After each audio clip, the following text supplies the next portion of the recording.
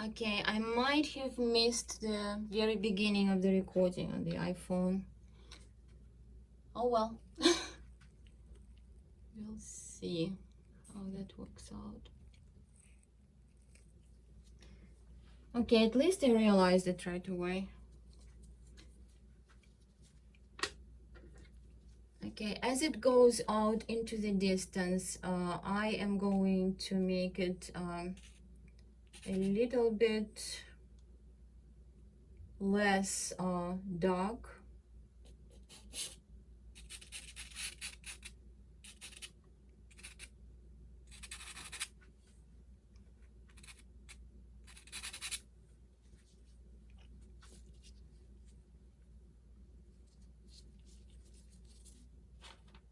Maybe bring this more blue purple in.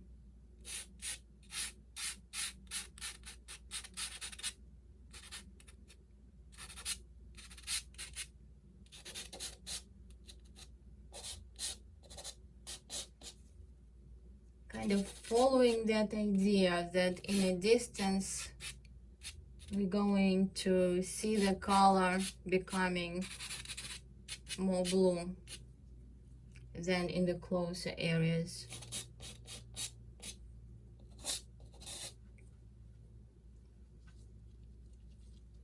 So I also have the color,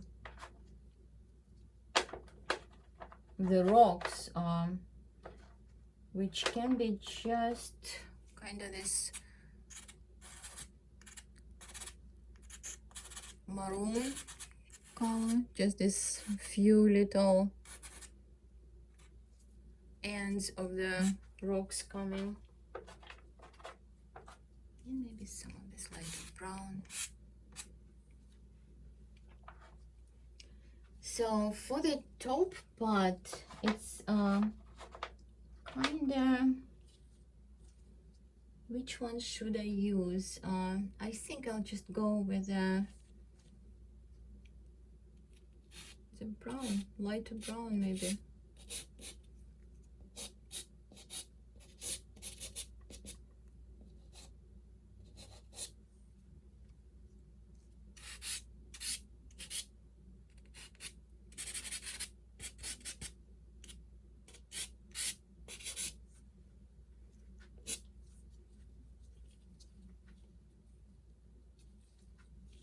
Well, I tell you, this is going to be very dark because this color washes down very dark, and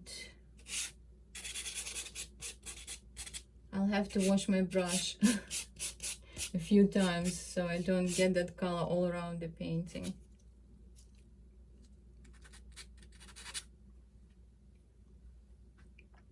Okay, then there's a wave, and I'm going to switch to my colors for the water, and those are going to be pretty much local colors as well.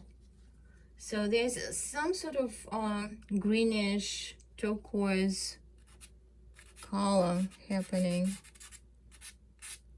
in this water. The nuances I'm going to do later, and the foam. So right now I'm just basically going for darker colors, more pure water kinda.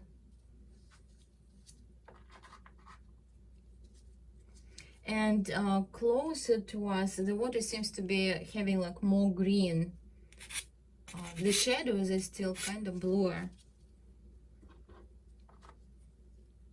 So I'll get that in as well.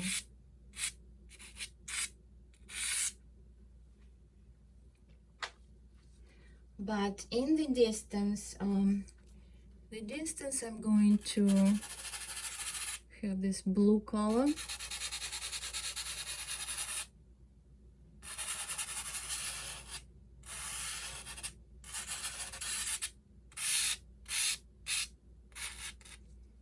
And there's the splash here.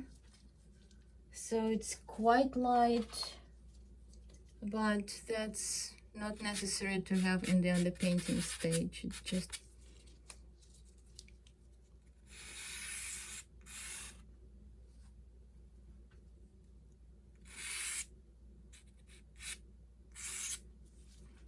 So for the lighter color,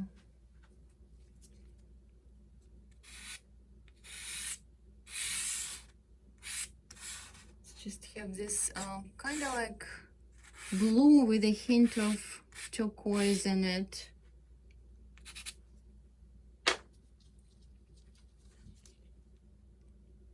Maybe just a little bit of green in a closer areas. So the sky, that's what we need right now, right? Let me just get this. So the sky is maybe I'll use a little bit of kind of dusty rose, I think they call this color.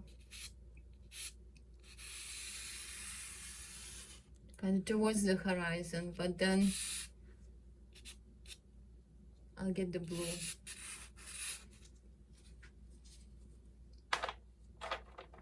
And for the blue, I'm just going to use what I did, what I had yesterday, I think, for the sky.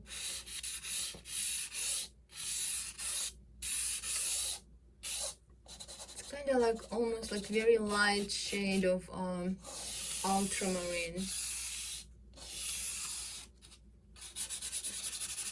So it's not cerulean, it's not in that family, it's the other blue.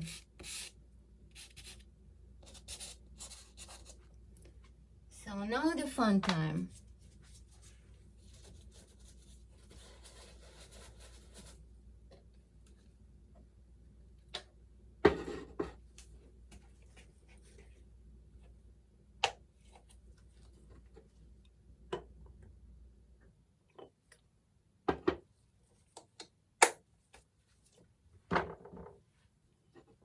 Okay, from my screen so far, what I see for the color, it's not that bad. I think it's actually close enough to what I have in the painting.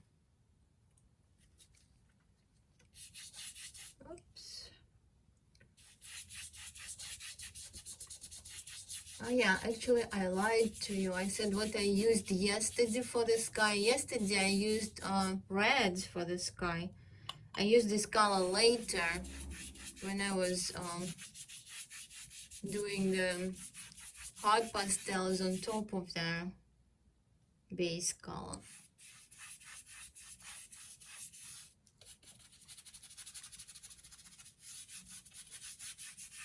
But this is more like local color, just light blue. And of course, when I just kind of wash this pink or lilac, it becomes, it just gives it more color.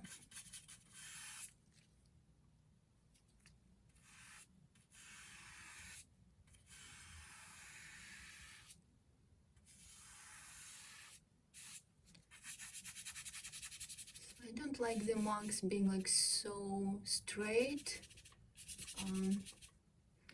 but I don't want to bring too much of this dirtier color like I picked up here into the sky either. Oops, and I just did more.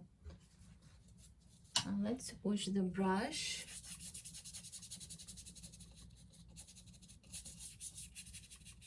And of course I will layer colors on top of it later, so it's not a problem. But here I want to soften, like right in the underpainting, I want to soften this edge in the distance.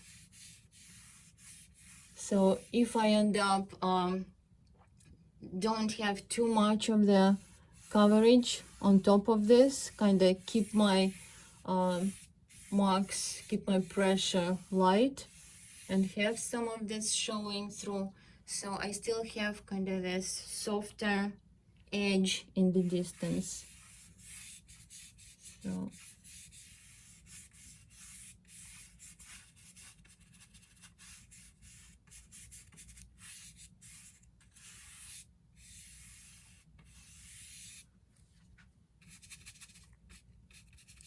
And I like doing watercolor right now with all these colors.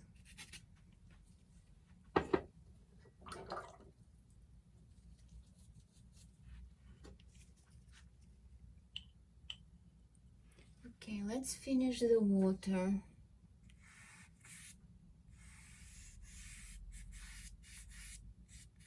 It's kind of for the wave here.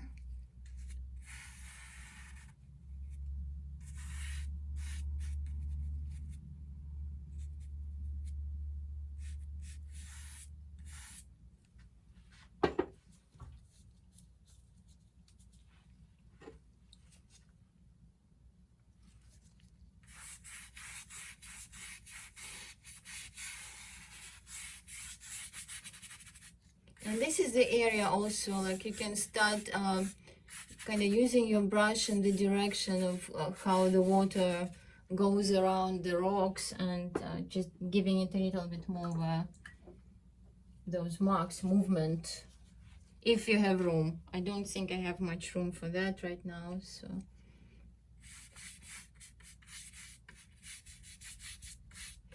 This is that shadow area, but in my execution right now, all of it is pretty dark. Well, it's not dark, like really dark, but it's just darker blue, blue-green. Then eventually that I'm going to have it. So this is where the lighter area should be. If I want to make sure that it reads a little lighter for me as a kind of reminder, I can pick it up with the brush. Otherwise, I'll just have to correct all these things later when I do the second blocking on top of underpainting.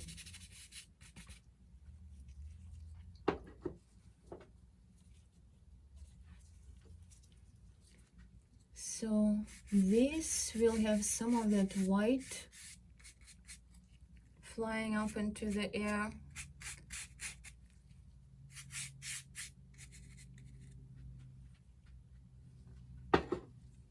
So it's nice to indicate that that area is a bit lighter, but I don't want to just kind of get stuck there refining any of that.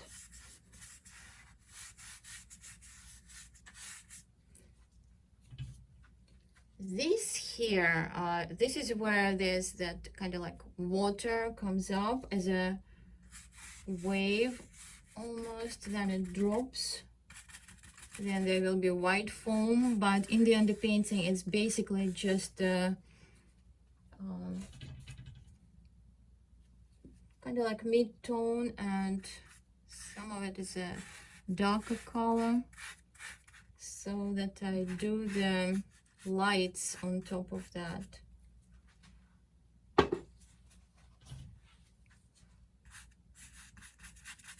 So this is where the shadow will be.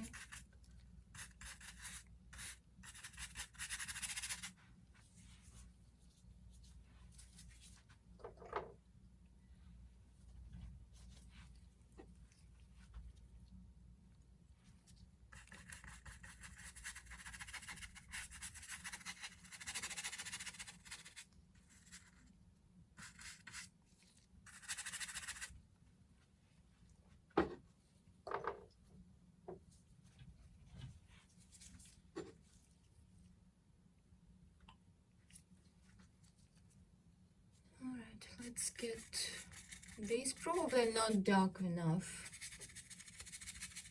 I tried not to go too dark, but now they're not dark enough.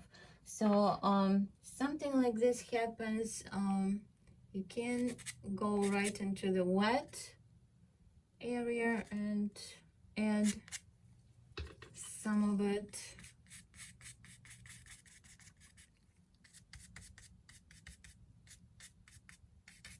Or you can just leave it alone and fix it later. So different ways of approaching it.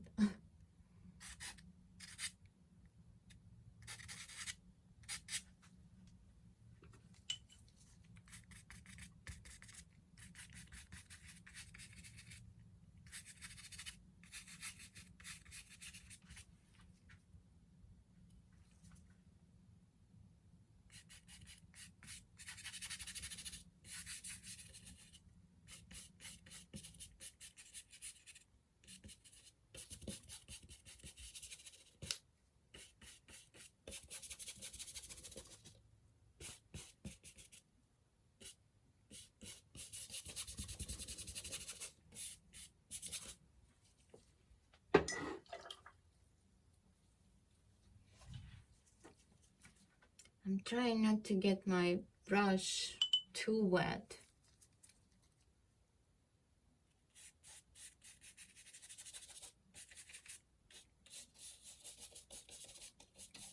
All right, I'm not going to fix this part, but I will get a little bit more color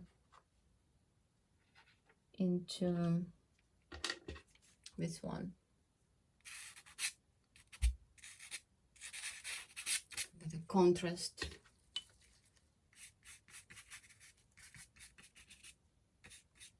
So now I was talking about simplifying, and if you look at the rock, this one in the reference, it has this kind of like weird rock, almost like triangular.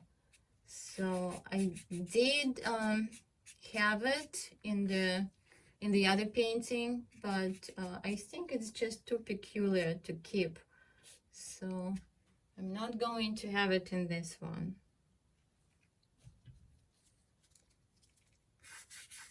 So let's get this darker areas here.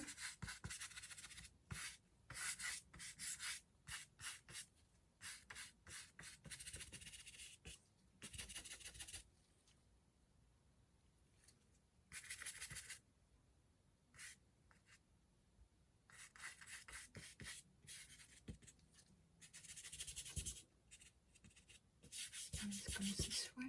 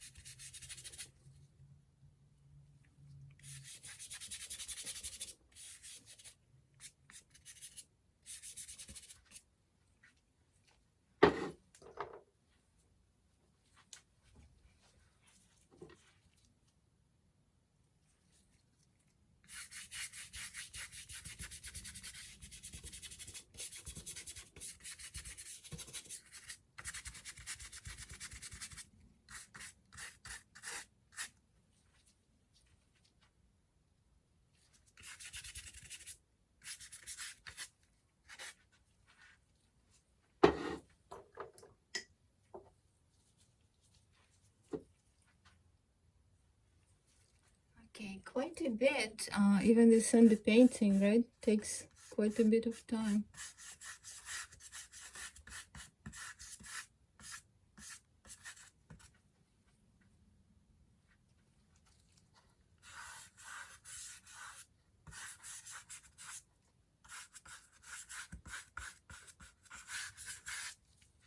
Well, I can also get some of this darker, because this area is quite a bit darker.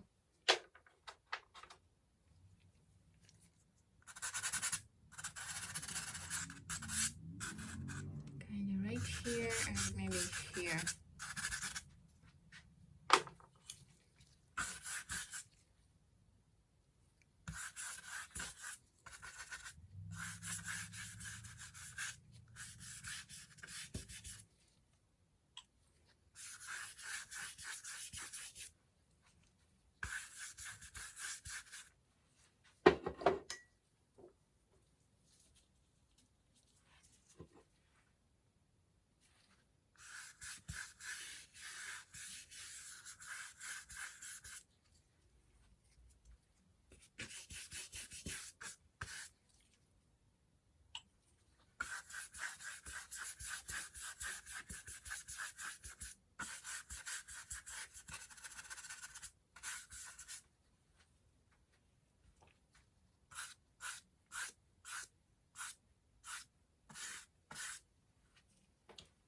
Okay, maybe just a little bit more dark over there.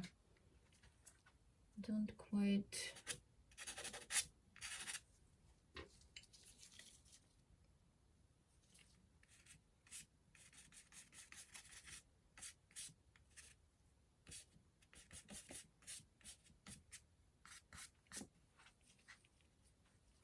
Okay, so this has to dry.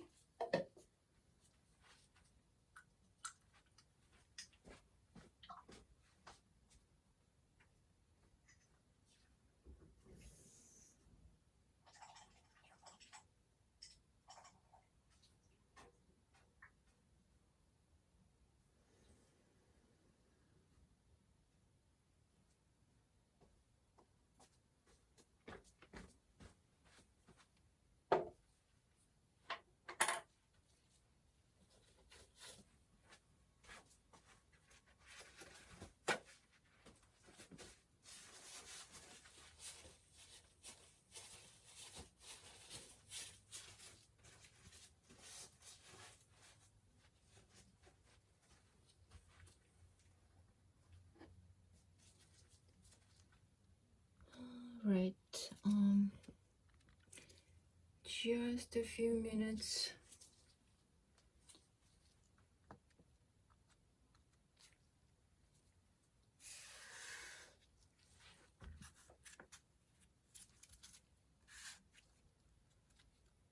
So we were talking yesterday in the second half of the workshop about stretching the paper. Basically, you art like a watercolor paper. That was interesting to hear some of you sharing the experience. Something I never tried. Never thought I would be, kind of like be able to do that. But who knows?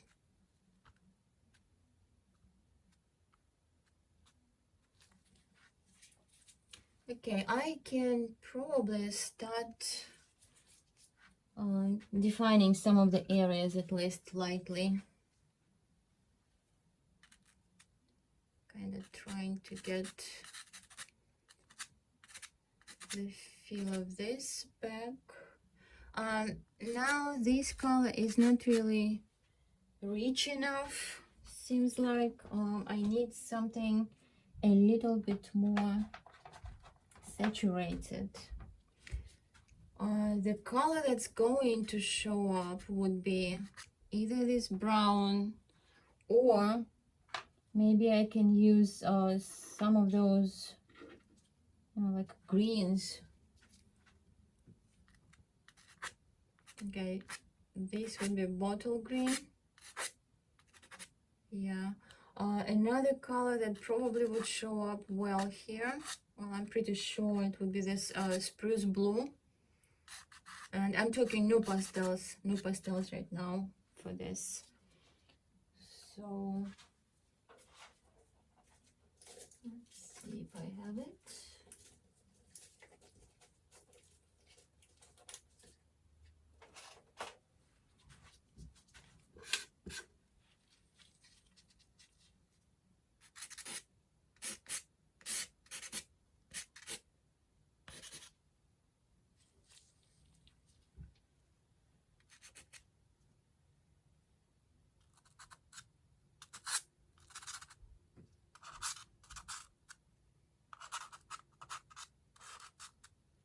So this is now just kind of trying to find the shapes, define, redefine, whatever works. It's like in this rock there's just too much. It looks like, I don't know, not caterpillar, but it's just too constructed. So at some point I just want to simplify it, not to have too much going on there.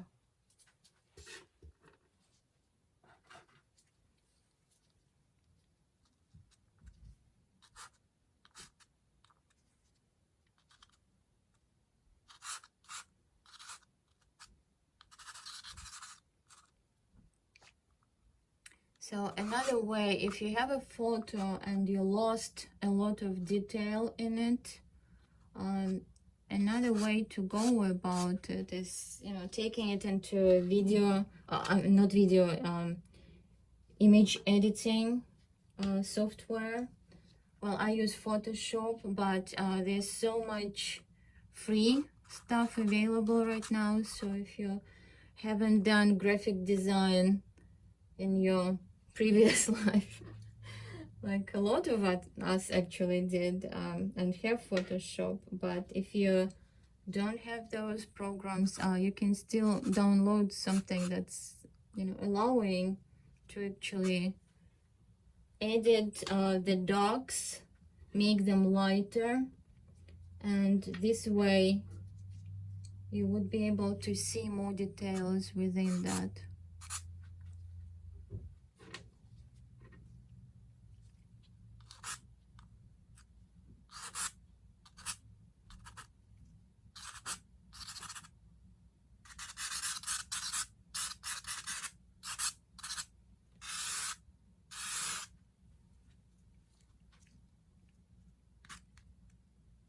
I got carried away with this green because it's such nice dog.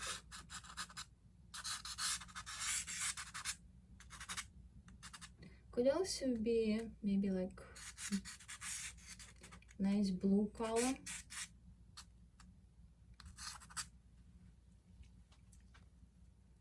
And this rock over here is kind of going like this. And we have that dark area.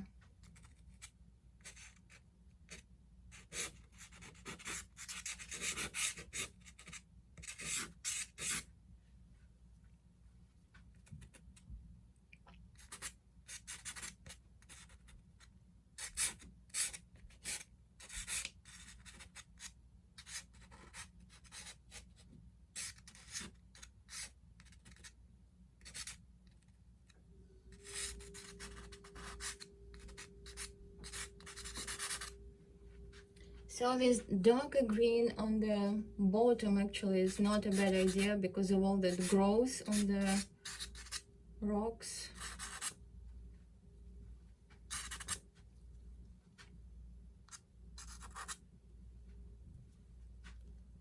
It's just too much on the same, maybe here.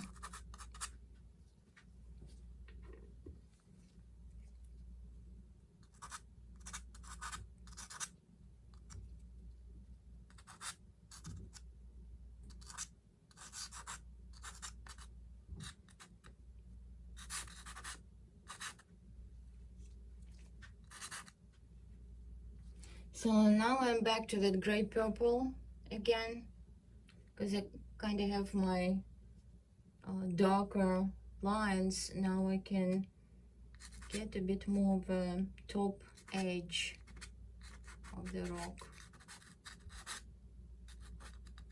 which is not that dark.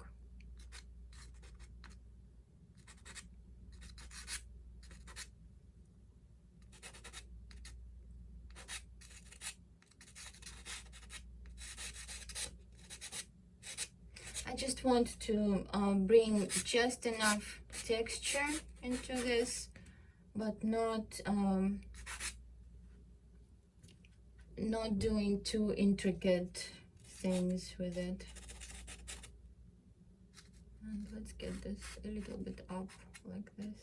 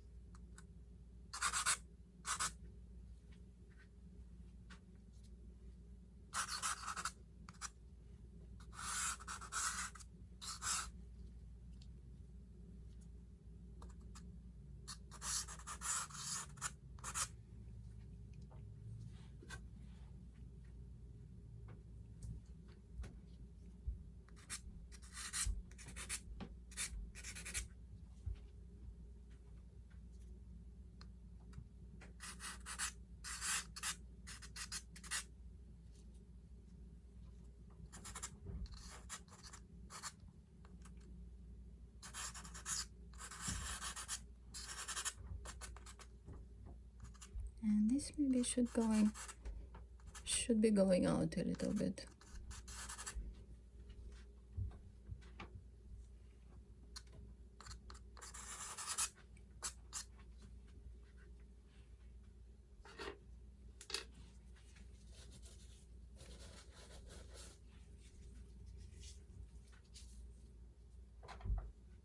So I'm still pretty much working with hot pastels right now.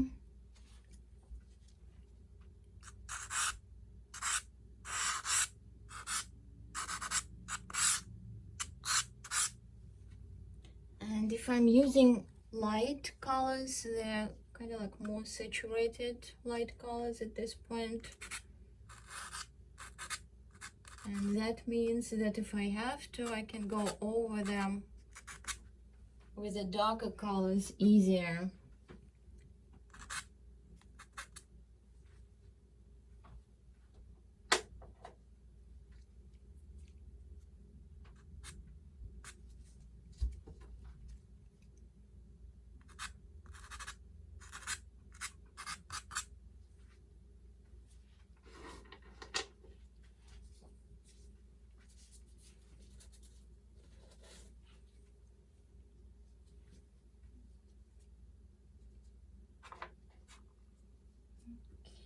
I probably need this somewhat darker color in here too.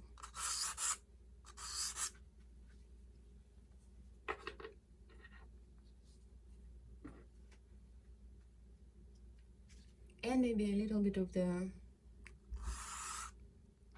purple, kind of to cool it. And in the distance there will be, like at that point, there will be some of that blue from the sky reflecting in there.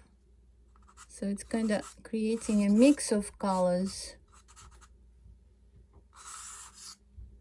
that will be a little bit cooler.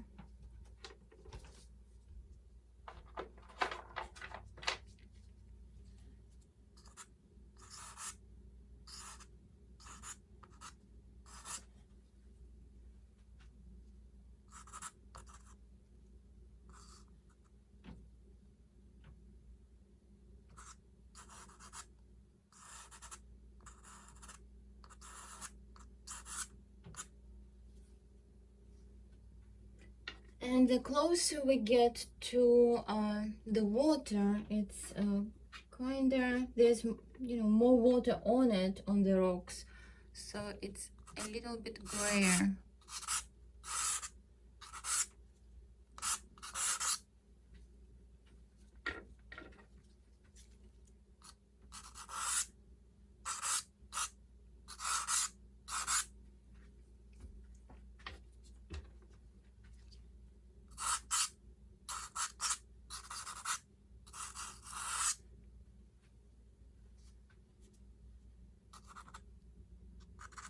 Even here.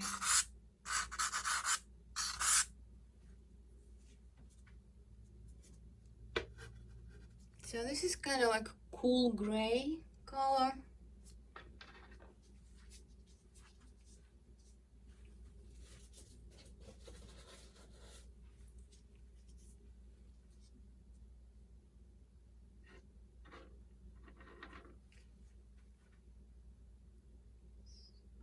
This here, I kind of started reshaping it and did not finish it.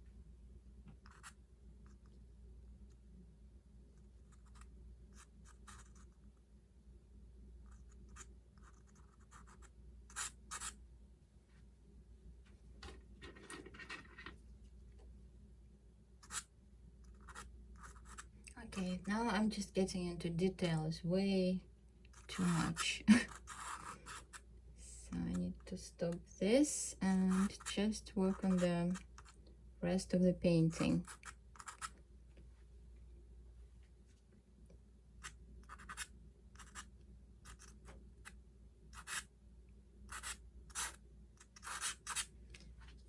Okay, that's for now. Here, let's just get some of these larger shapes here.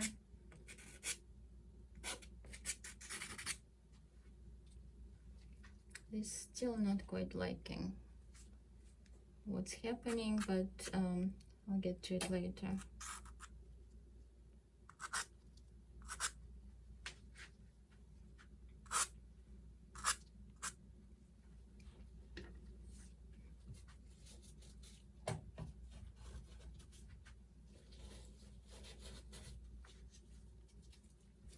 Okay, let's get some of their lighter color here, like more drier rocks, or drier rocks, not more drier.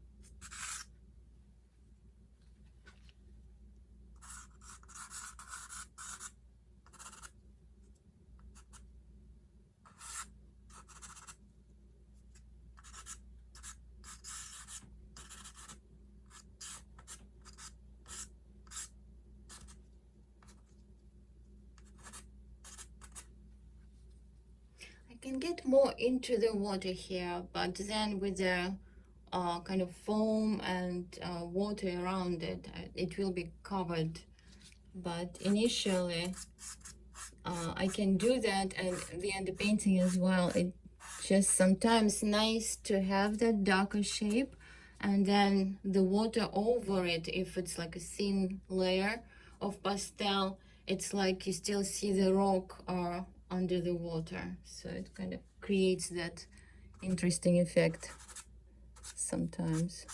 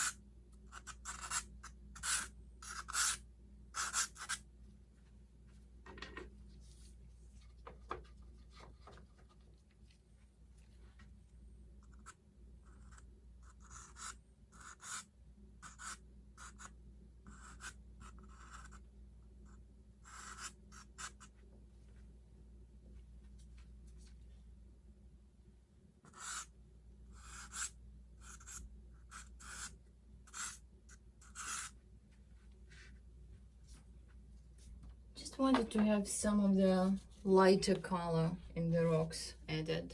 I know I don't have enough highlights yet to actually show my lightest lights. Probably should do that at this point. So let's see. Well, maybe let's show how light that rock is going to be at the top, because it's one of the lighter areas. Well, of course, the whites of the foam as well, but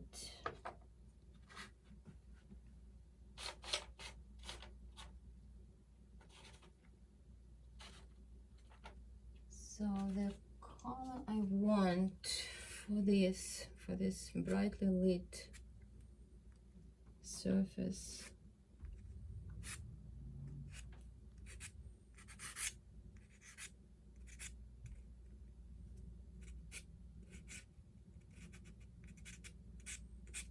still want to keep the texture. I don't want it to make just like a diamond shape sitting there.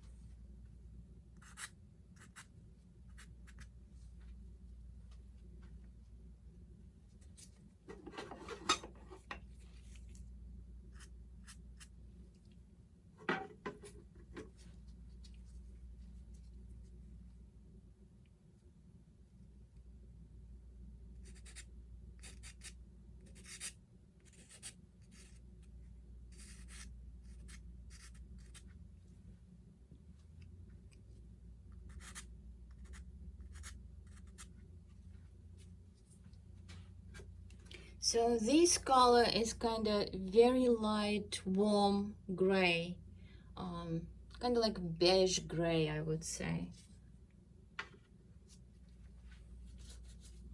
But it's not the lightest light still. I kind of like to build up to that. And usually it's best, in my opinion, to kind of wait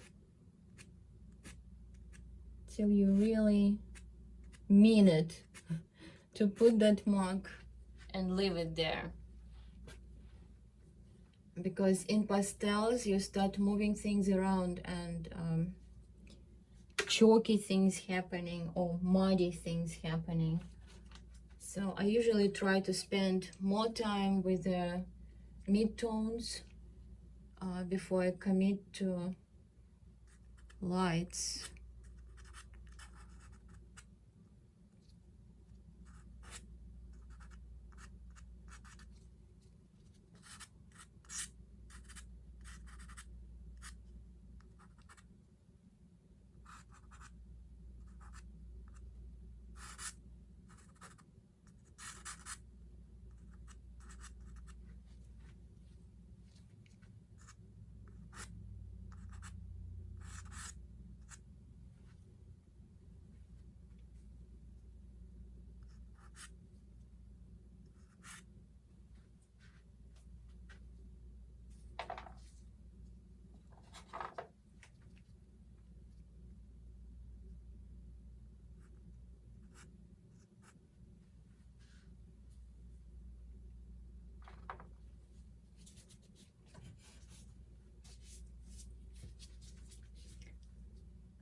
Okay, let's get some of these kind of like lighter areas in the water, and I'm going to use a bit of this warmer turquoise for this to kind of get that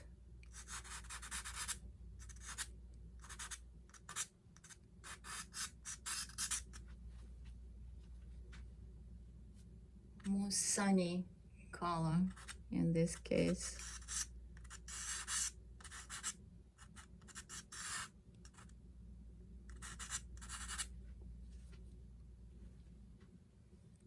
And maybe some of it around here, but I can also use light blue.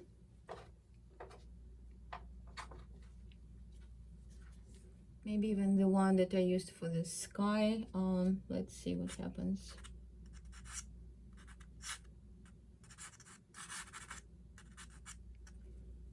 Kind of like to combine them together.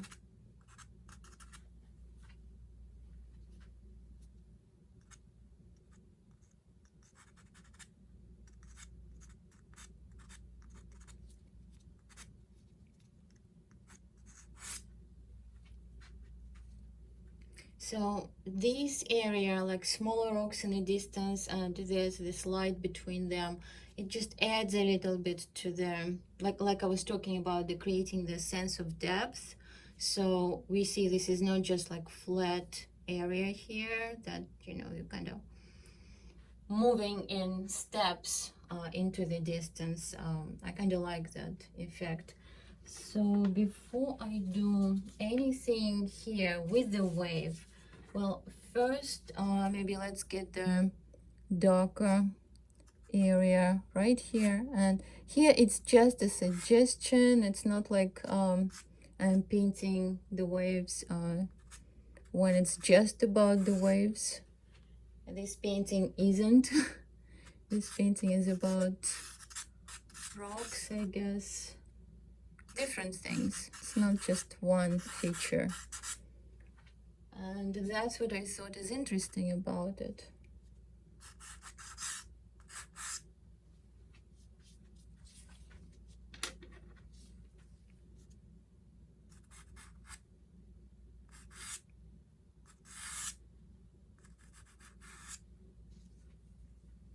So there's a bit of that kind of like lighter blue in the distance right after the wave, and that's that flatter area.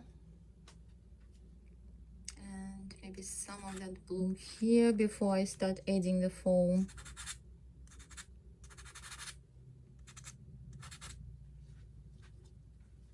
But I have to kind of divide the area of the water into this more clear kind of water where we just see the, you know, kind of like smaller waves, ripples, but it's clear. And then we have the lighter area, lighter shape of the foam, but we also see the openings through that foam, and they have some of that kind of greenish color, particularly closer to us, like this area is a little bit greener. Maybe this is a little too yellow, but I should find something that's kind of will neutralize it. Maybe not this. By the way, do I speak loud enough? Sometimes I kind of go to the lower volume. Fine, okay. All right, yeah, because I guess I'm very close to the camera and that's the microphone I'm using, so that's okay. Should be okay. Let's see here, just add some of this frothy color and around here, and I can now. So what's nice about painting seascapes like this, you don't really have to define it as a wave, like in all its details. You can just give a hint and then a splash and it's there. It's almost done. So doesn't take much. So I'm definitely going to end up with a crooked horizon on this one right now, the way I'm standing.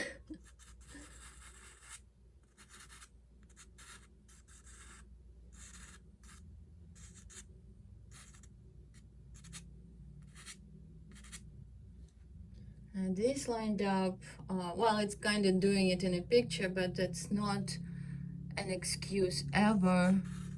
I should do something about lighting it, bringing it up a little bit.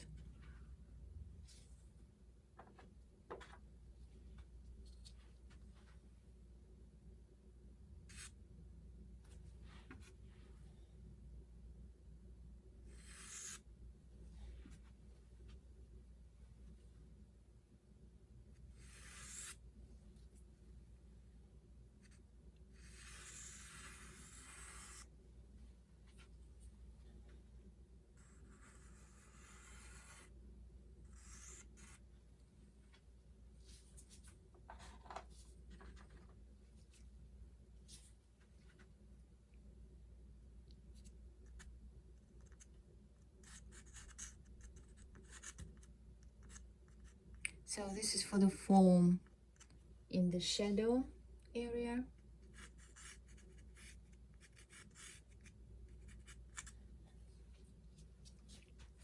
And in this area, it will also be somewhat blue in the shadow, and actually there's also a little bit of it even right here. And then actually it comes out of the shadow and is quite a bit lighter. And I can show it right here. So it's like in a painting, areas like this, when it's, you know, elements coming out of the shadow into the light, they usually add some, you know, visual excitement to the painting, because you see how it's changing the shape, changes the position, how the light changes the color.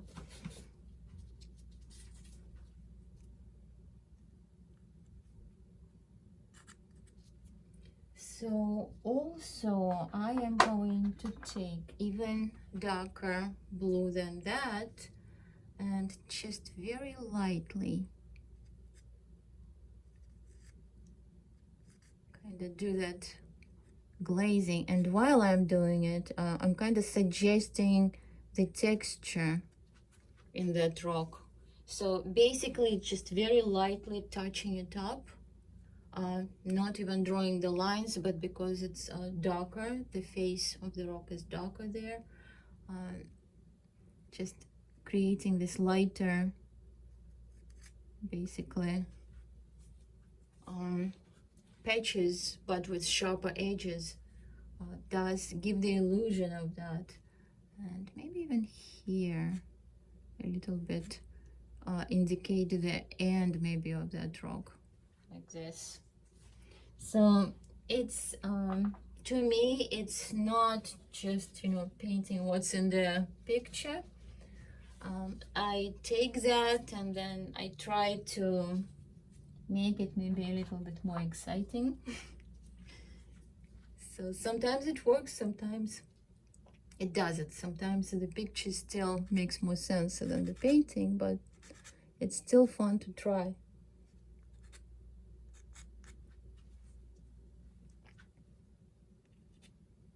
Oh yeah, I wanted to raise this part a little bit more.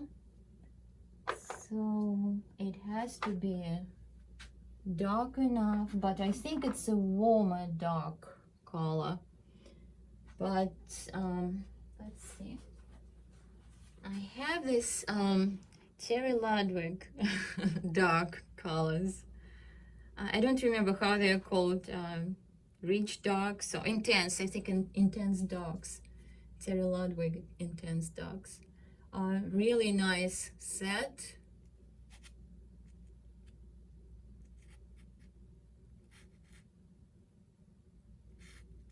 I cannot say that I use all of them all the time, but definitely comes in handy for like getting the darker colors when you need them.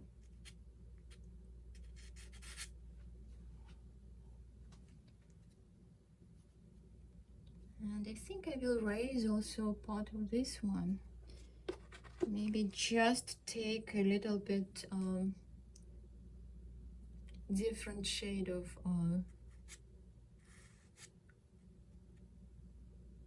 brown, and I'll soften it in the distance as well.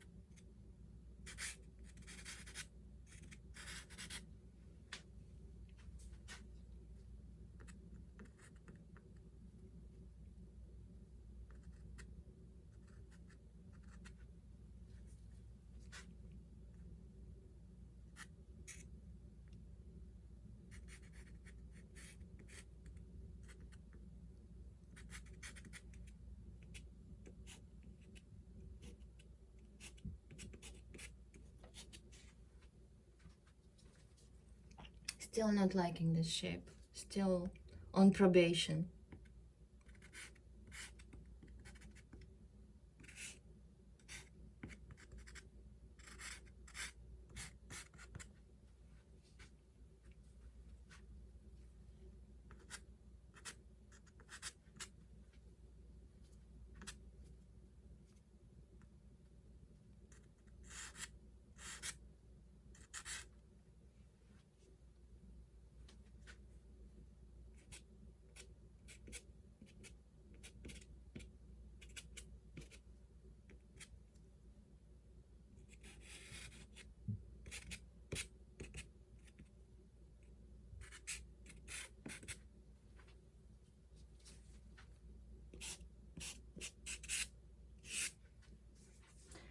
Oh yeah, kind of forgetting that all this stuff I'm doing here, you're going to see it pretty dark in the video. Like right now on screen, it really compresses these darks.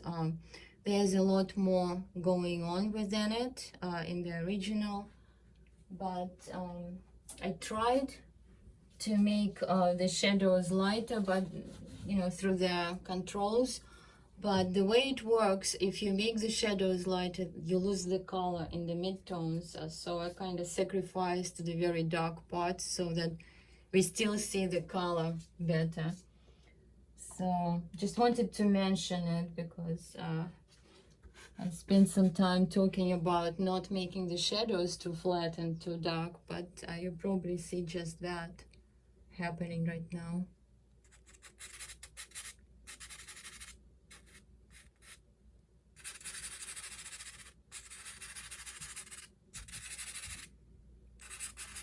So this color, I believe it's light blue. It's called in the new pastels. It's right now looking almost like light turquoise, but what it is, it's actually, I think it's kind of that greener blue, but it's very light. And as far as new pastels, I don't think I could do just with new pastels for the first layers for the sky, because I don't really see the nice range of blues that I can kind of use for this. So I usually switch to Mount Vision pretty soon or right away. So right now I'm just kind of getting a little bit of a transition.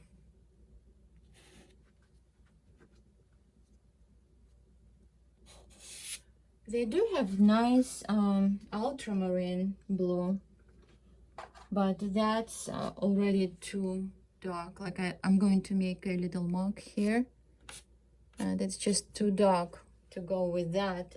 So it's something that sky is usually something I just kind of switch to soft pastels right away.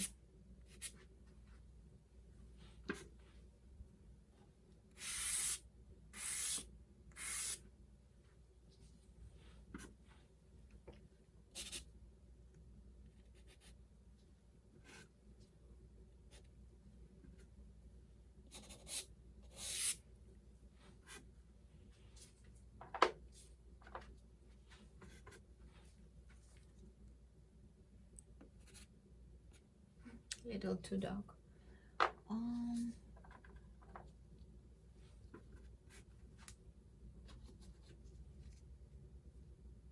I probably will end up with same exact color in the skies that I had yesterday.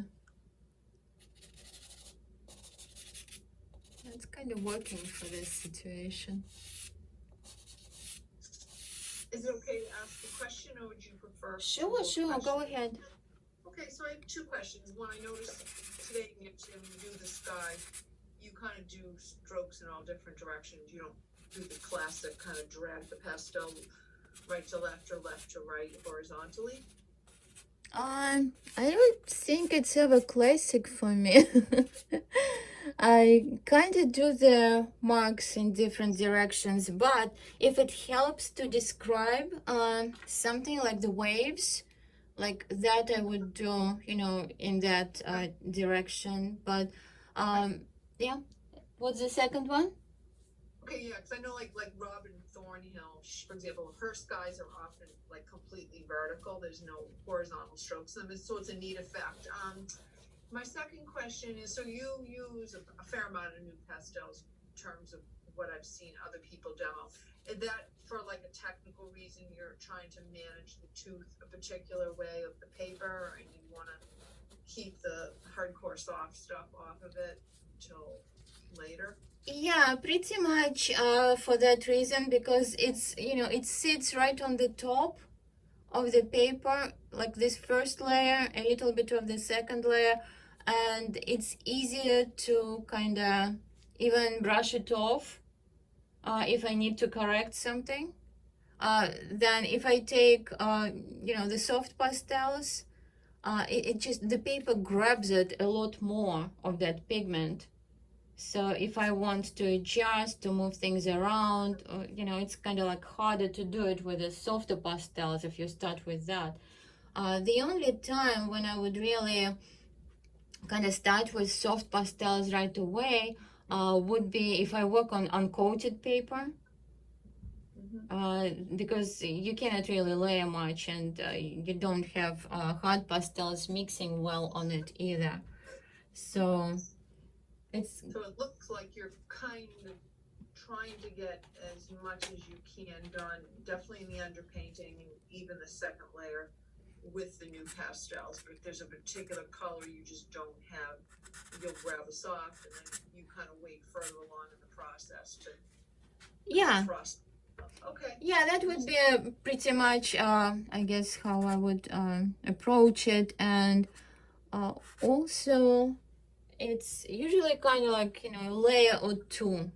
Even though it looks like, you know, I use them like right now, pretty much just new pastels, but it's a lot of area to cover. And yeah, on the rocks, I kind of used a few layers, but I already started with the, you know, cherry Ludwigs and everything on it, so it's not just new pastels. Okay, But thank you. yeah, Yeah. good observation. Yeah.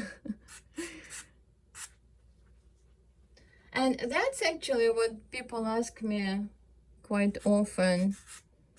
They see how much I use them, and to me it's interesting that people don't use them as much.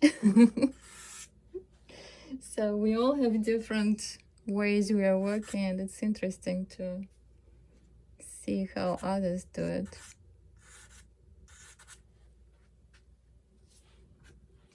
It's just, I guess, you know, that thin layer of pigment that you get with a new pastel. Well, not just new pastel, hard pastels in general.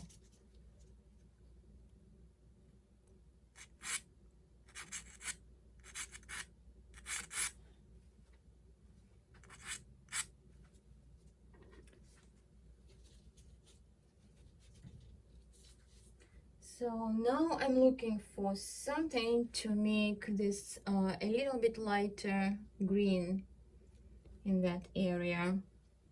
And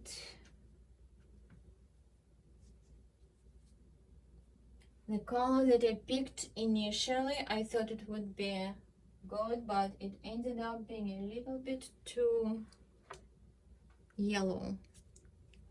So now this one is also a little too warm.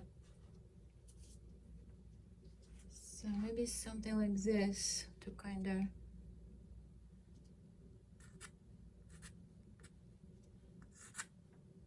warm up those turquoise a little bit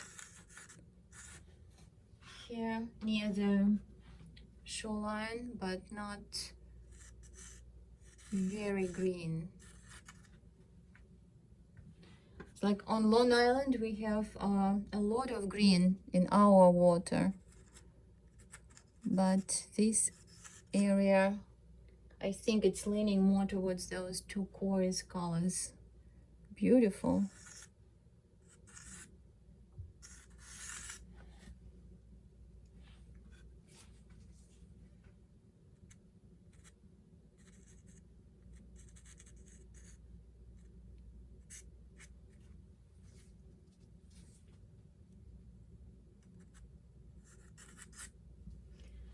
All right, so that goes in the box.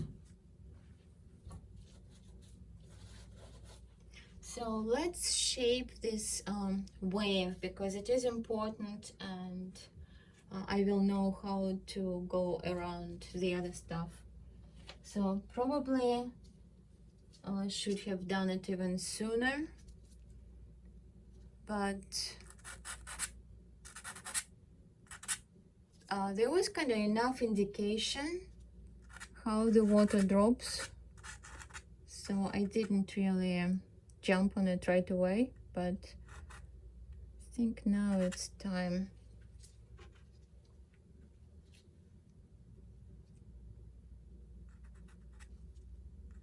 Oops, I knew I would drop it.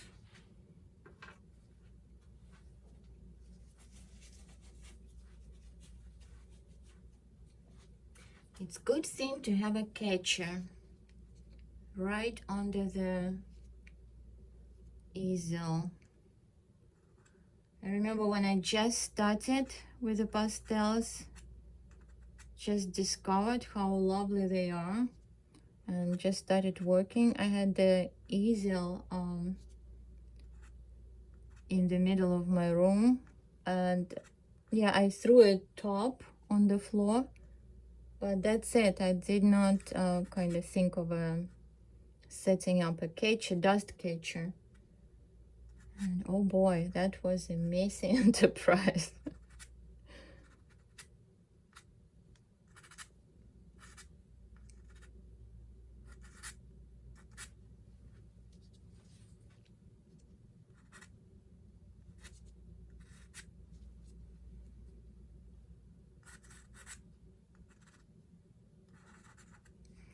So let's use a little bit,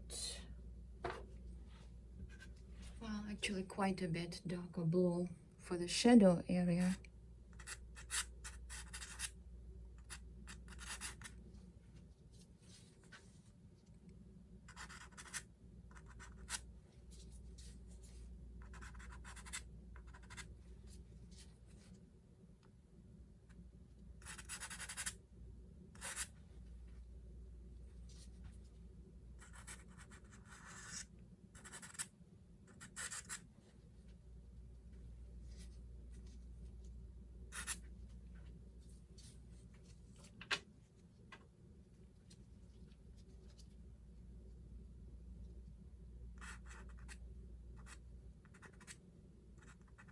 So before I grab my warmer, lighter colors for the highlights, I tried to build up a little bit of a from, darker, cooler color, then lights, maybe a little bit cooler lights, or a little bit darker in value.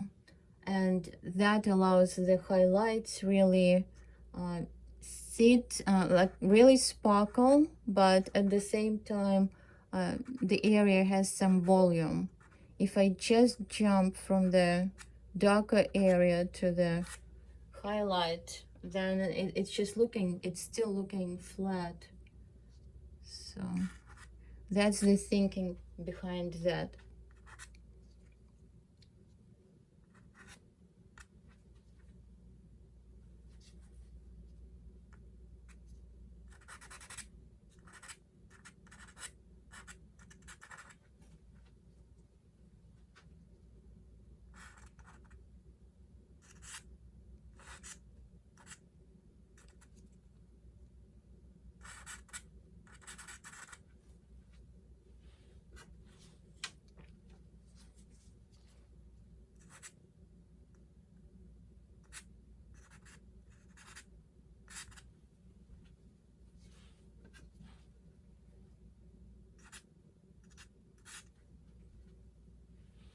fun to make this kind of twisty marks for the lines in the foam.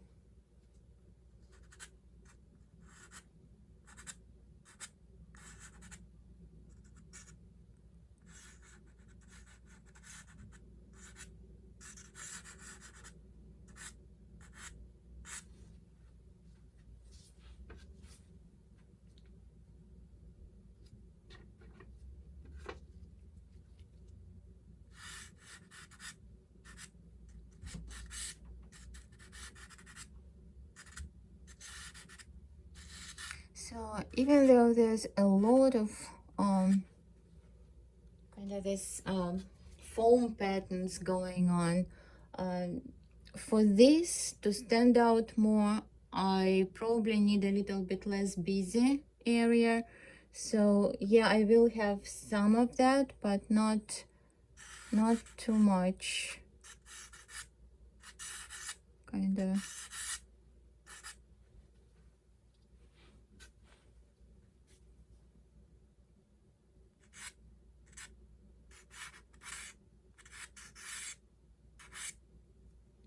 At least that's the idea. We'll see how it works.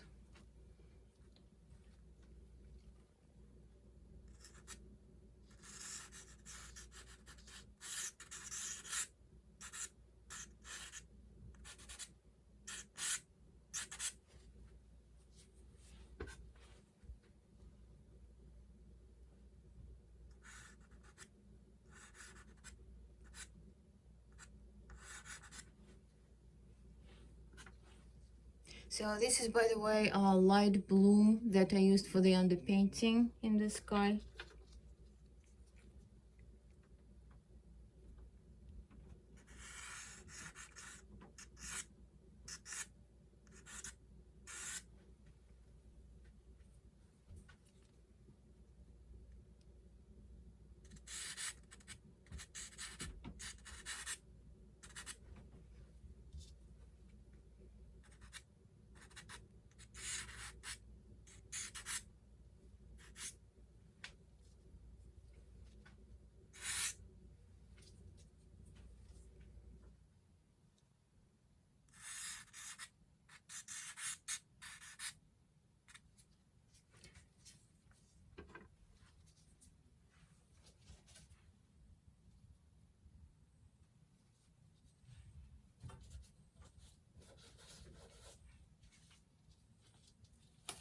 So something I want to do here is kind of blend the horizon line. And my gloves are pretty dirty by now, so I kind of need to wash them. Wipe them off before I do this, otherwise I will get all that dirty stuff into the sky from my gloves. The best idea probably would be just to put new ones. Well, but this was new pair, so it didn't accumulate too much. But like right now, kind of blending this very similar color right now. But even then, after a little bit, I would wipe it first with a damp towel and then dry and then get back again. So just keeping the color cleaner. And when it comes to the sky particularly, we want to see that luminous color, not something muddy. And here I think it's nice to kind of eliminate the texture, because we have a lot of texture happening already in the rocks and the water, so there's really no need for the sky to have all this distraction. But if I have this warmer color, which I do, a little bit of that pinkish color underneath, it does warm it up from underneath. So that's why I like using a little bit of warm color at least in the underpainting. It just makes the sky warmer. And not so much warmer as luminous, I should say. Just gives it a little bit of a glow. And I can do it in this direction as well. So there it is, really smooth blended sky.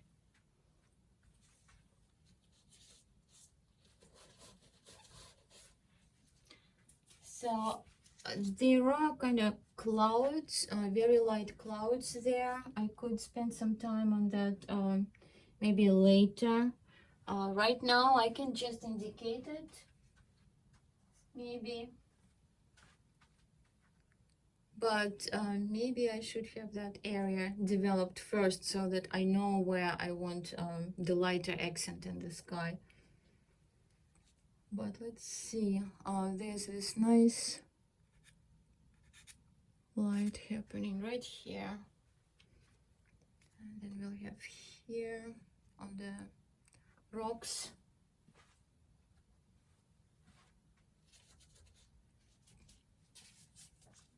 But I would leave it for later. It's not that I always want to leave the sky for later. Actually, it is nice to plan it ahead of time. It just the highlights within it. That's what I'm kind of talking about. Also, another way to blend is, again, just using hard pastel going over.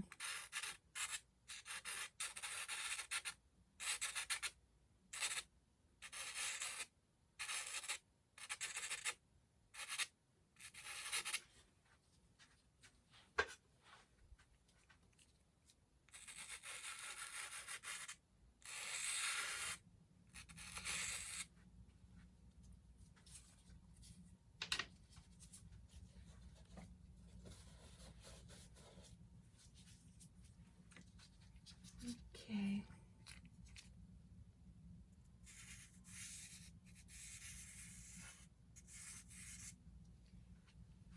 Just a little.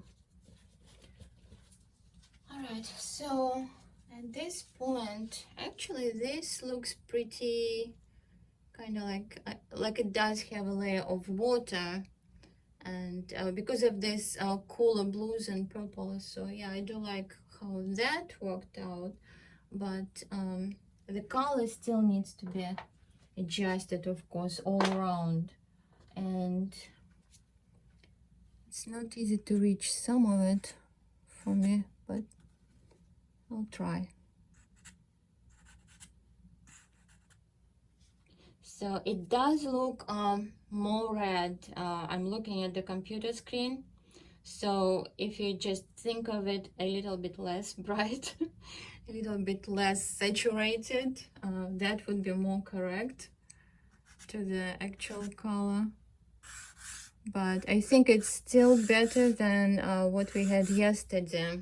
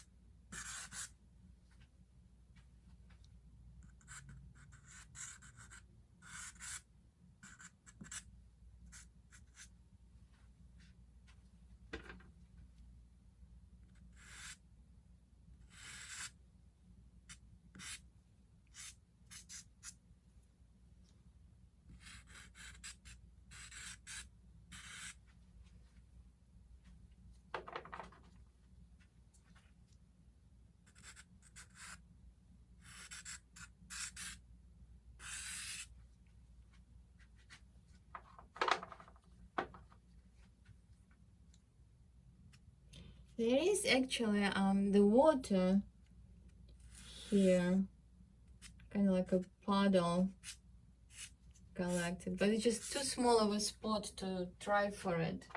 I kind of did it in the other painting, but I'm not going to do it here. It's just kind of more delicate. Need to approach it a little bit more carefully than I'm working right now.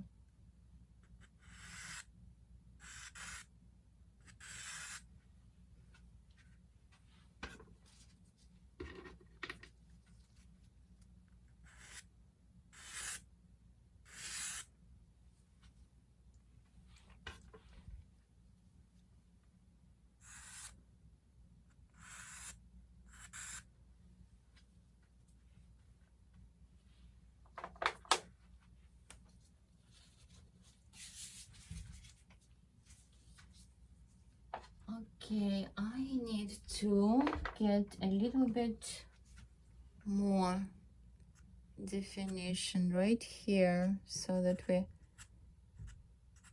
can see it a little bit more clearer.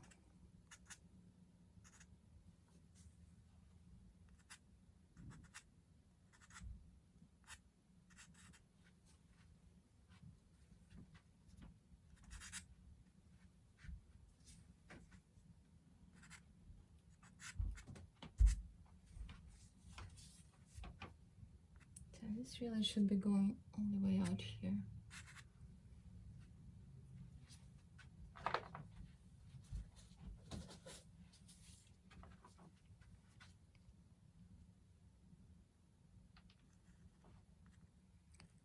So there is detail in the shadow. It's just going to be, you know, variation in values within the shadow.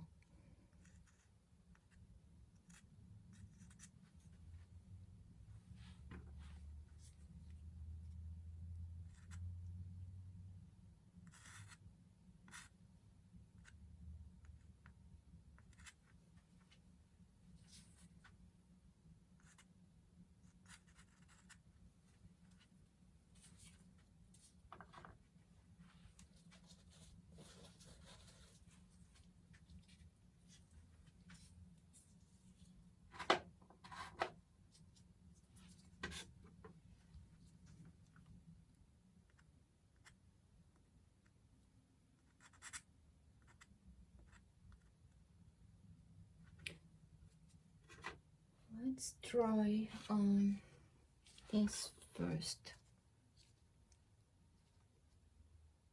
Kind of this thinner.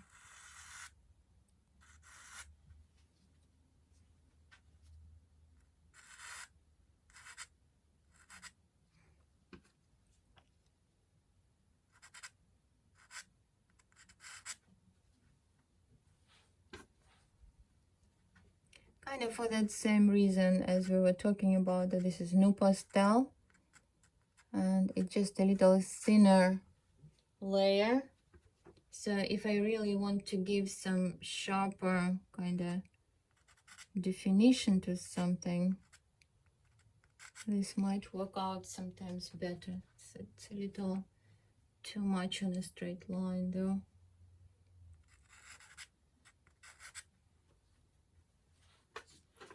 Might have to change it.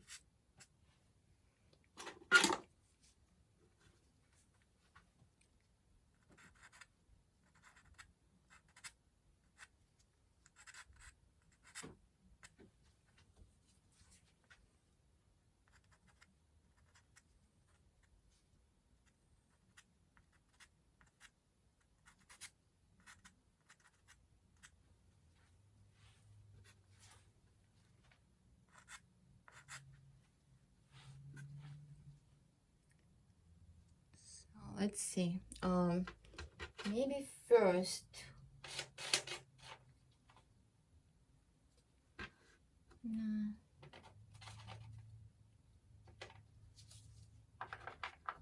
Maybe I'll try this kind of like lilac, pinkish lilac. for the water, and then the highlights on top of that.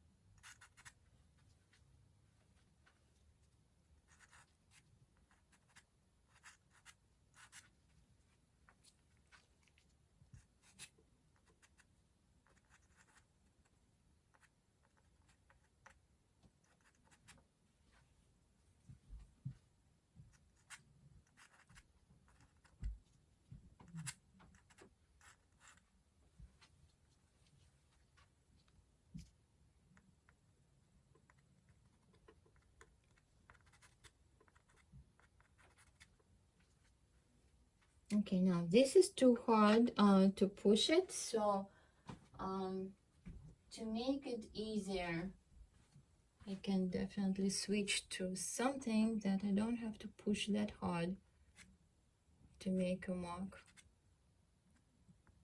And this one is Terry Ludwig.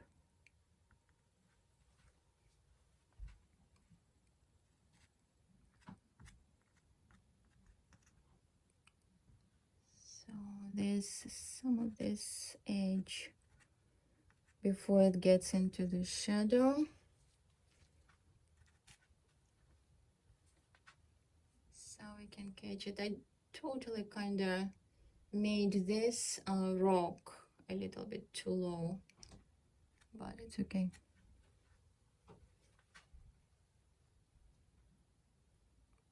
So here now I just want to add some more highlights on this dropping water.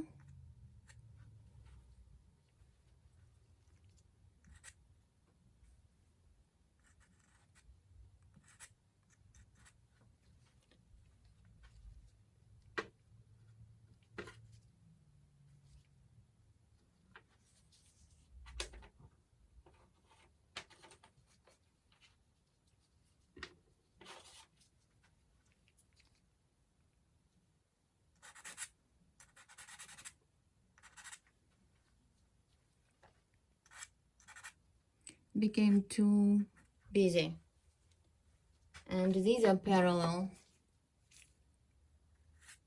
so kind of fixing that a little bit. So maybe let's bring some of this green into it.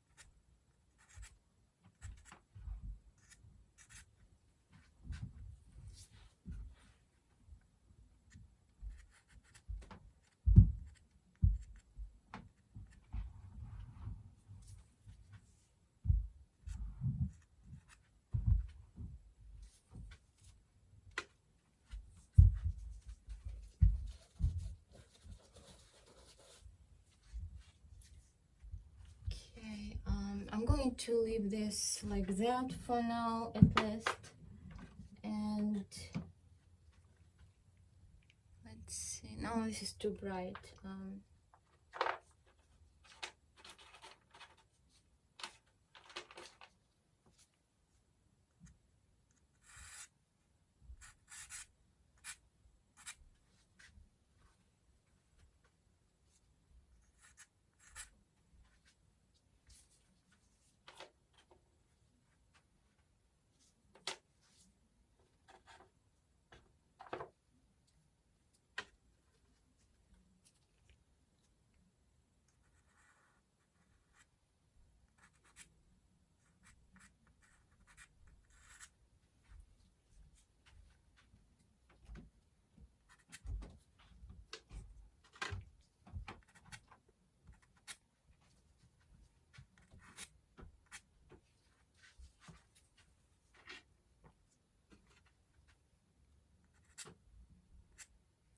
just going to cover some of this rock surface.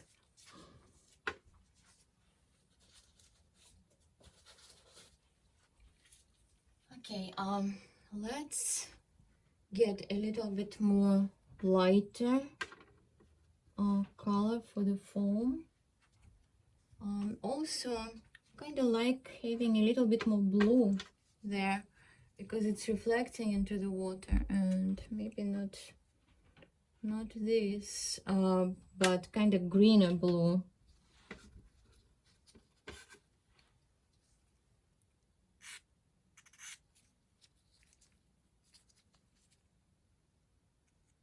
Very light.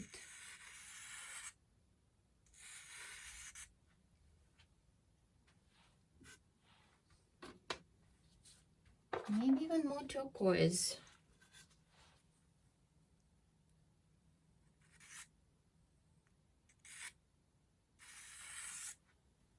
Yeah, maybe that's what I need.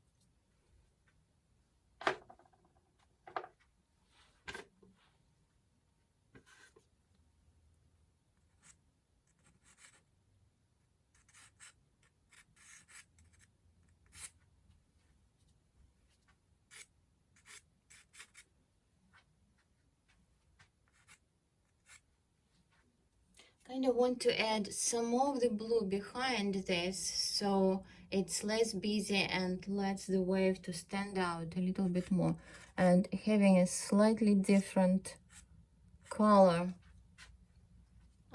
helps. But of course I still need a little bit more foam just overall.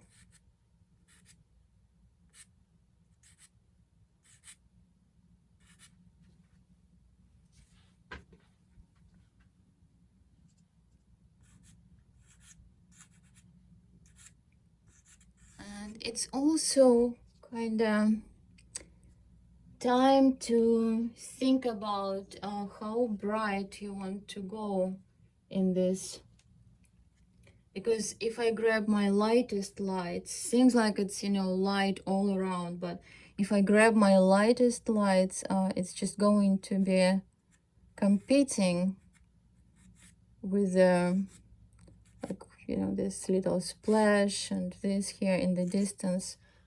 So maybe making some of this foam that's on the surface of the water a little bit lighter than it seems might be a better decision than kind of trying to stick to exactly to the value that you think it is. It's maybe too much, too far. Don't like this line.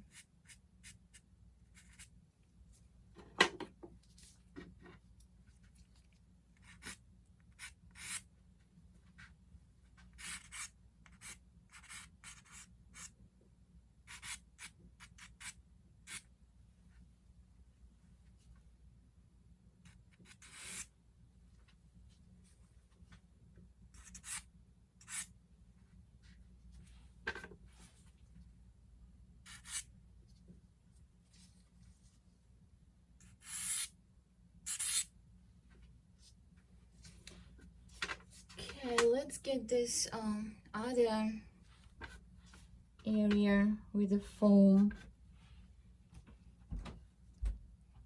kind of more developed, so we have the energy of this wave showing. I don't think I will be doing much more to the background. It's actually time to wrap up this pretty soon. So, And Deborah, what color are you using with color white? this, I don't know, this might be the actual white.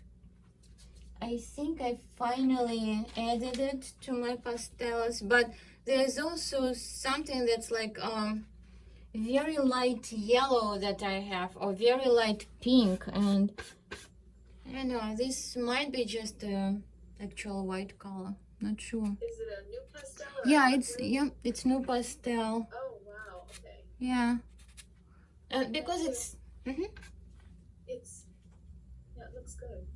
yeah, it's in the distance, and kind of wanted to sit thin, and it's also, you know, with a new pastel, while I still have enough texture in the paper available. That's why I don't want to go too heavy, particularly with the spray and everything. So I just, you do a little bit of this on the side, and it just starts reading like the spray. Okay, yeah, it does. It's beautiful. Thanks. And just maybe around the rocks, because we know it gets more kind of churned up right near the obstacles it meets, which are the rocks. So we can get some of those highlights, and maybe some even kind of leading into, but very lightly.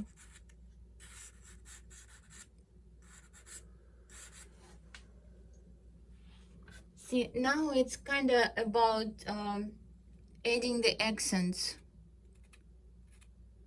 to the painting, where I want some lighter colors, where I want to keep darker areas, or emphasize some contrasts, like over here where the shadow meets the lighter water.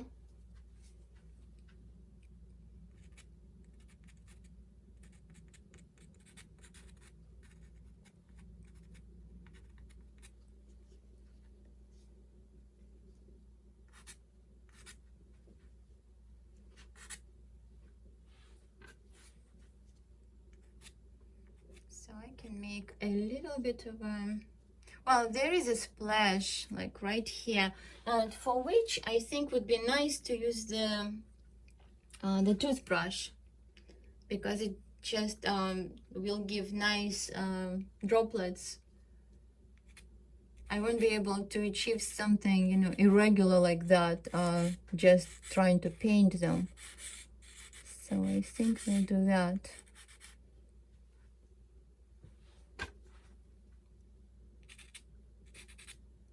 Just creating a little more correct color value relationship. It just brings up the mood. Just makes it brighter, sunnier.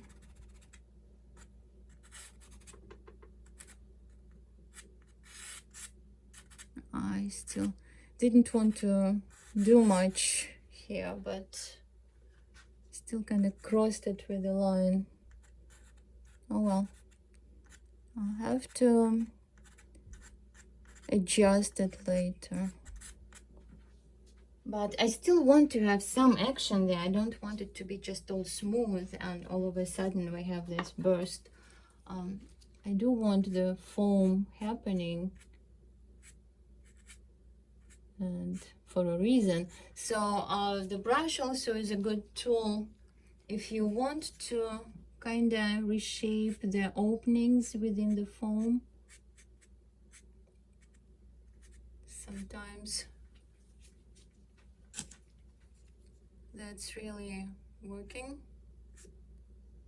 Is this a dry brush? Yeah, I always keep this one dry. It's like, you know, a bristle brush for oil. This one is larger, kind of, because I had larger work in mind, but I use it on any size at this point. Mhm.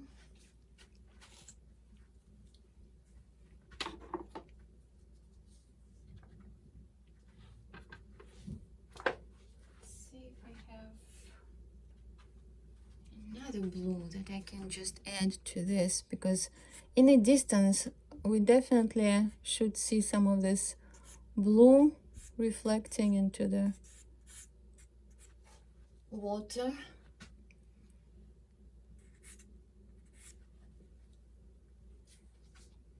And it's even here, you can see it like going maybe too much. But I kind of like the idea of it, so it just needs to be worked on it a little bit more. Maybe like a wave coming in.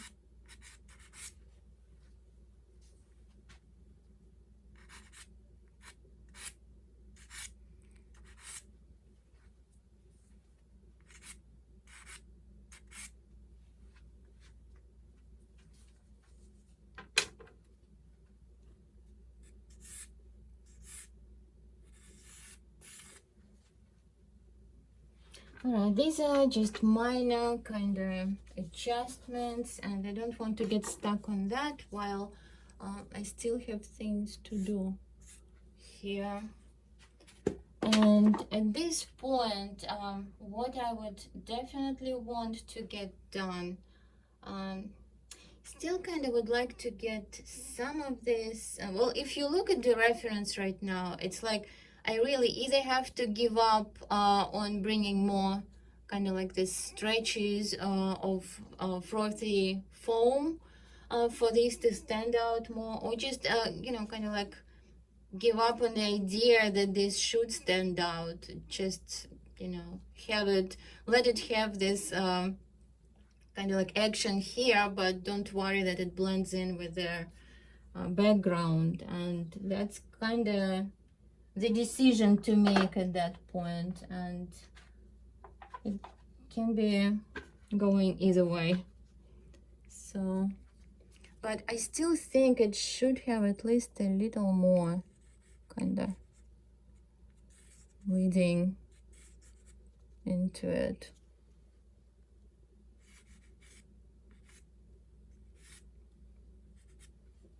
Just for the sake of bringing more energy and bringing more action. So I think that should.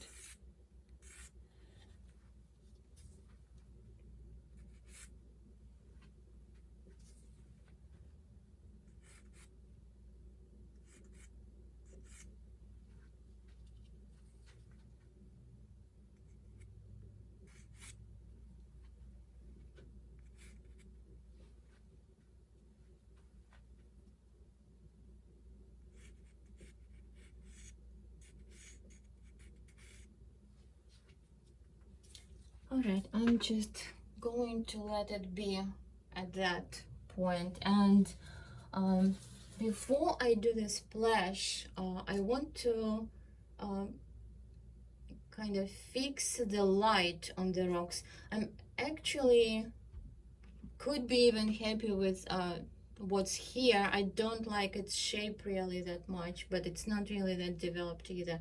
But this one definitely needs to have more light, and even more light on this and this whole area, and some more texture. At this point I can just kind of add those sharper lines, create some of the divisions in the parts of the rock, and just leave it kind of not do much with it. And I also think not much of what I'm going to do in the shadows you are going to see at this point, so I'm just going to work on this and on the lights. So let's do that. And there's this nice kind of warm brown that Terry Ludwig has, so I'm going to use this one on this sunlit area of the rock, kind of to create a little bit of sharper lines. And not just that, but part of it.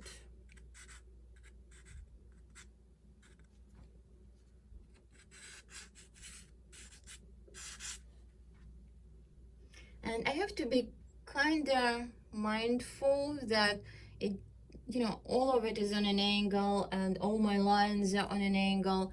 There's also some of this kind of, you know, perpendicular to that movement lines going on here. So it might be a good idea to bring some of that into focus so they balance out all this slanted kind of business.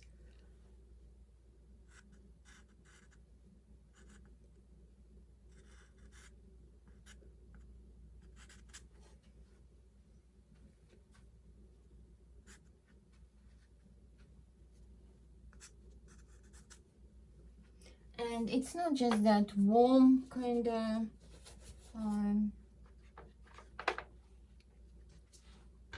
brown. Some of it deeper in the shadows, I think, definitely can benefit from a little bit of a cooler color.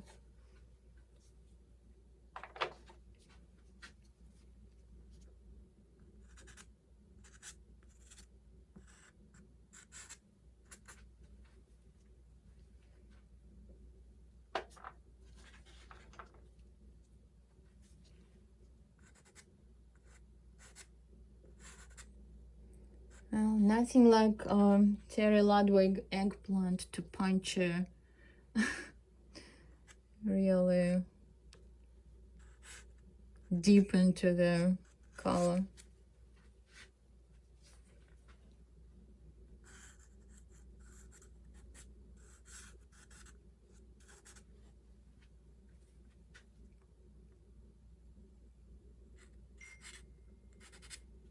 Oops, too much.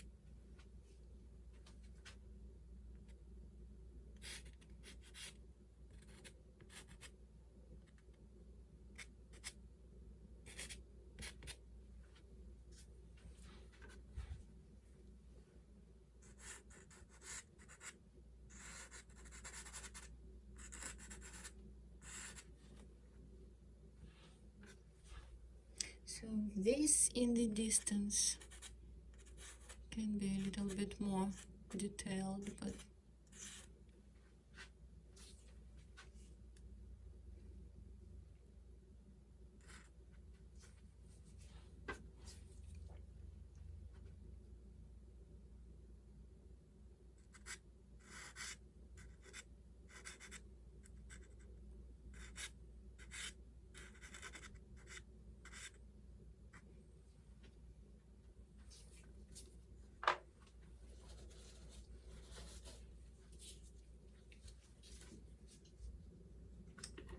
and this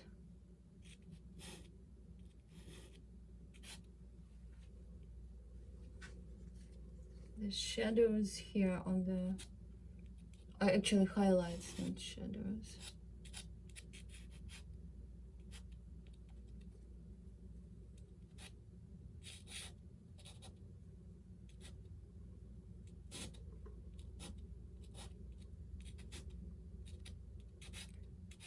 And again, by making my marks kind of in certain way, I can create, suggest the kind of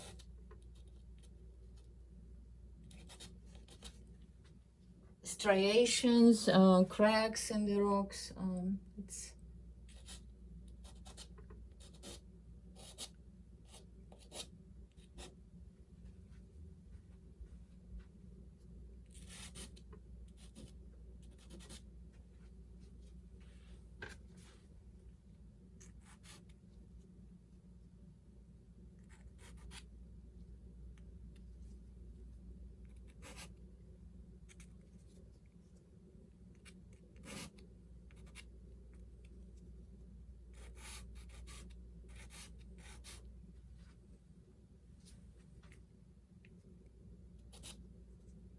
So this in the distance, I should just press on that stick a little bit less, or choose a slightly different color, maybe a grayer,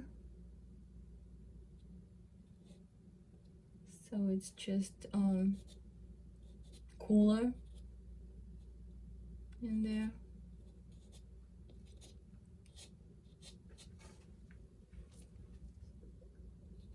I should just keep it more simple too.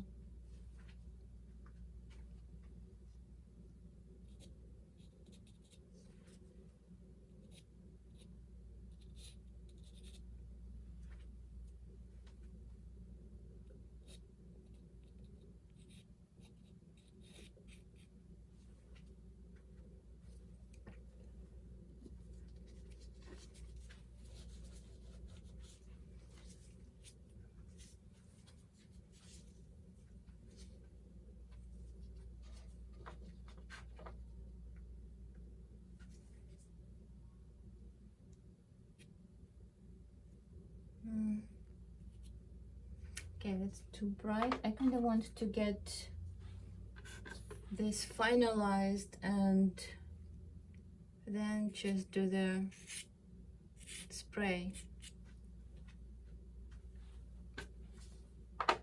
So let's get a little bit more of this cooler purple in the rock in the distance. And even here a little bit, like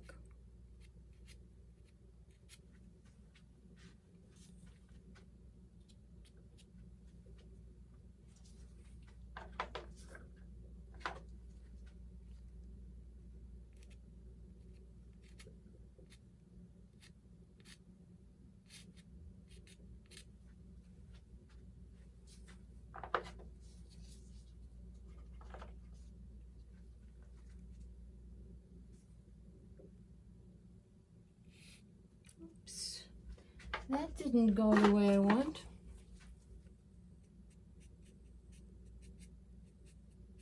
It's like when the stick is not really flat, you can end up with this mark. It's just the stick touched only certain areas, not the whole.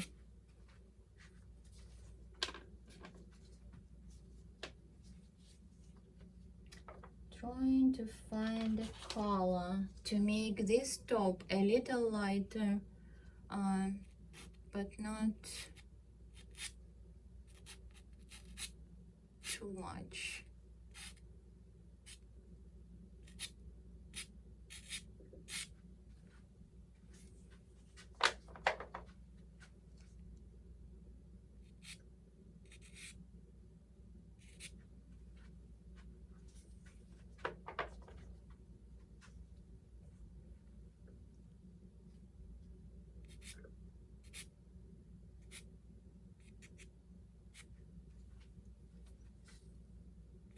Kind of sticks out a little too much, so that's why I covered it up a little bit more.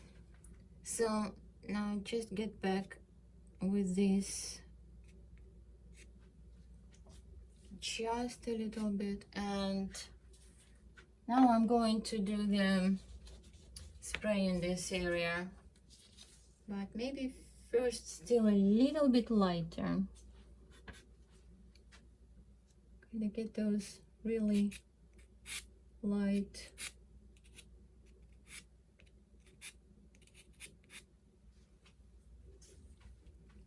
and even this one catches some of the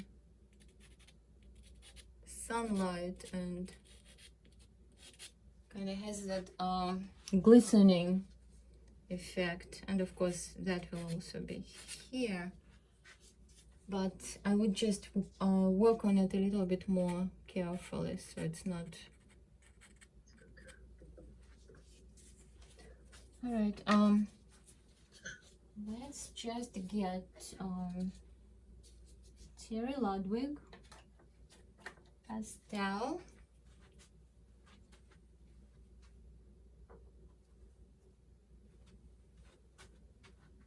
And I'll take something that's just with a hint of blue. It's very light, but just has a little hint of blue.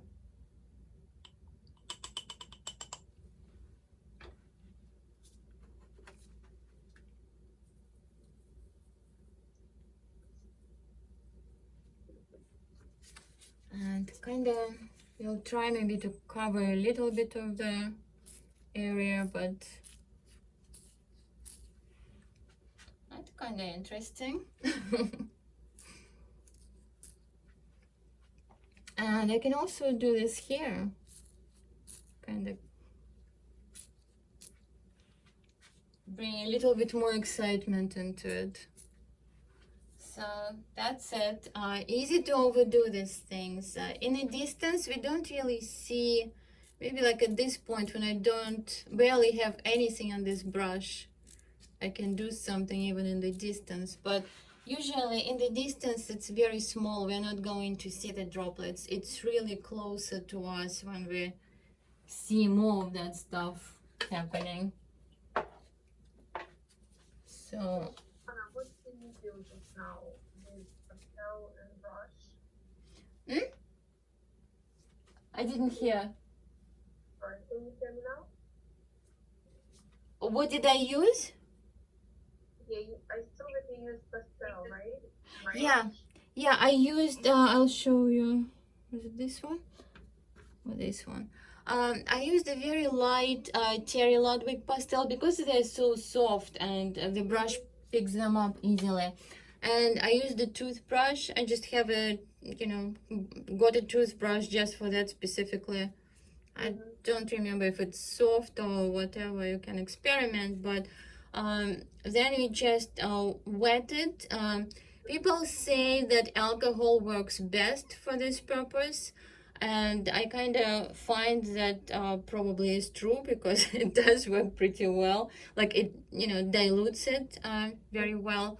So when you pick it up after you gave it a good kind of rub, and then you point at the painting, at the area, Right.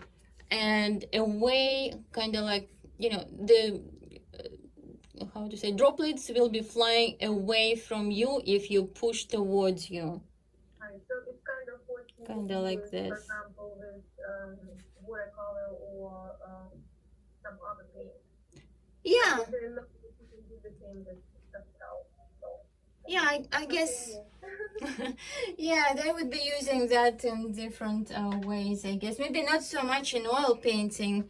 I don't know. I don't remember if people do that or not. Gosh, I haven't been painting with oils like for a long time. I love them. My iPad couldn't see your hand when you did the toothbrush thing. It was over the top of the Oh, painting. yeah, I think I noticed that and then tried to correct. Like this. Okay. Like if you Yeah. do that. And it will be going to the other opposite direction. You push it towards you, but it goes away. But if you don't want, if you want it only in specific area, which you usually do, like maybe just take a paper towel or something, cover up the area where you don't want it. So that would be easier. So I think it's pretty much, yeah, I can just, stand and work on it for a long time, and it's probably pretty much I did what I wanted to show at this point. And if you have any questions, just let me know. I will take a picture of it, of course, like I did the other time. And Ilana, this is just really, really beautiful. I'm learning so much from watching this, and I'm watching you, and I'm also looking over at the reference picture that you sent a lot too, because I'm trying to see what you see in that, and it seems to me that you're clearly just really familiar with this sort of subject matter and with your experience and everything, and you really just, there's a lot of creative license where you just know when and where to push color and like in the rocks are just incredible, and you're seeing so much there than is seen in the reference, and I'm guessing, I'm figuring that just comes from a lot of experience and just knowing and just talent. I mean, would you agree with all that? Well, yeah, well, thank you, first of all. It's quite a compliment, but yeah, definitely comes with experience. Just, how you see the colors, how they work together, and what you like, what you're, kind of feeling. It's like, yeah, that's not interesting enough. Maybe let's push it further. Yeah. I think as artists, it's really, we want people to feel it. Like, to me, it's the best compliment. The worst is like, oh, it looks like a photograph. Yeah. And people really mean it sincerely. They like it. They just cannot express it any other way. But it's not about the photograph. It means that you actually just caught something in the scene that you're, even like, with all your artistic license, it rings so true to the situation that they just like see themselves in it. That's the best one. I also wanted to comment on how good the cracks of your rocks are, because I've been playing around a little bit, trying to do this like, weeks ago with something else, and doing cracks are really difficult. But I'm now wondering, after seeing your process and everything, I'm really thinking a lot about new pastels and how I do have some, but I'm really thinking how there's a real advantage to them in a lot of ways, and they're just beautiful. Because it seems like you do most of this in new pastel. Well, a lot of it, not like, most. I don't know. Actually, it would be interesting to kind of pay more attention and to see what percentage I have. But for the cracks, like these Terry Ludwigs, they are like wonderful for, you can get really subtle and you can really push and get this bigger one. And of course new pastels too, like you have this nice I think it's Cordovan color that really kind of does it very nicely too. You can elaborate on that, or you can leave very thin line.